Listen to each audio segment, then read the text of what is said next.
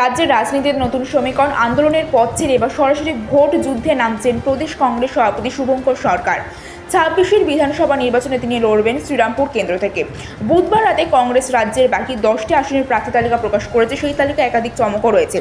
বিশেষভাবে নজর কেড়েছে বাদুড়িয়া কেন্দ্র, যেখানে প্রার্থী করা হয়েছে তৃণমূল ত্যাগী বিধায়ক কাজী আব্দুর রহিমকে, যিনি একসময় কংগ্রেসেরই পুরনো মুখ ছিলেন। কংগ্রেসের এই তালিকা প্রকাশের পর রাজনৈতিক মহলে জোর দরজা শুরু হয়েছে সংগঠন শক্তি বাড়াতে এবং হারানো জমি ফিরে পেতেই কি কৌশল।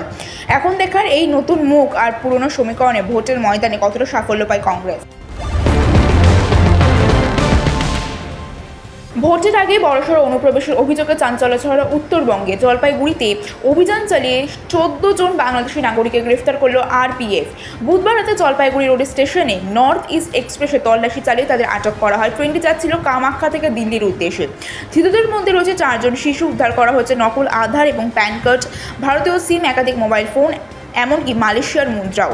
ভোটের আগে এই অনুপ্রবেশের চেষ্টায় ঘিরে উঠছে একাধিক প্রশ্ন। কী উদ্দেশ্য, কার মদতে এবারে ঢোকার পরিকল্পনা করেছিল? ঘটনার পূর্ণাঙ্গ তদন্ত শুরু করেছে আরপিএফ। এখন নজর এই চক্রের পেছনে কারা রয়েছে। ভোটের আগে উত্তপ্ত মালদা। ভোটার তালিকা থেকে নাম বাদ করার অভিযোগে অগ্নিগর্ভ পরিস্থিতি কালিয়াচকে। এসআইআরের কাজে যাওয়া বিচারকদের ঘিরে বিক্ষোভে ফেটে পড়ে জনতা। অভিযোগ, কালিয়াচক 2 ভিডিও অফিসে দীর্ঘক্ষণ বন্দী করে রাখা হয় 7 জন জুডিশিয়াল অফিসার, যাদের মধ্যে ছিলেন একজন মহিলা বিচারক। পরিস্থিতি আরও জটিল হয়ে ওঠে যখন অবরোধ করা হয় জাতীয় সড়ক 12।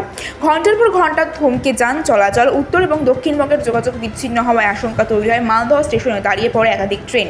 এত উত্তপ্ত পরিস্থিতিতেও কেন্দ্রীয় বাহিনী অনুপস্থিতি নিয়ে উঠছে প্রশ্ন। কাঠগড়ায় নির্বাচন কমিশন নিরাপত্তা নিয়ে ব্যর্থতার অভিযোগের রিপোর্ট তলব করেছে কমিশন নিজেই। এখন নজর কিভাবে এই সামাল দেওয়া এই ক্রমশ জটিল হয়ে ওঠা পরিস্থিতি।